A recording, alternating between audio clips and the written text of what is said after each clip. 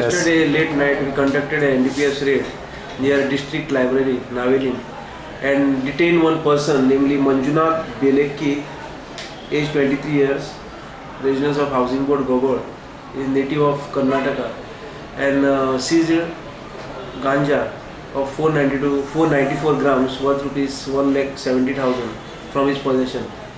So we conducted a raid after getting information from the reliable sources that one person is proceeding from District Library Naveli, and I, along with my intelligence team of police station, kept a track on the said person, and when the said person arrived on the spot, on his similar description given by the informant, we caught him and took the search of the said person, and we found 494 grams ganja in his possession.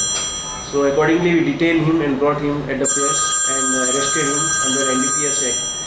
So today we will produce him before the Judicial Magistrate First Class for remand to ascertain the exact source of the drugs and what further investigation will further. So कितल्या case तुमची?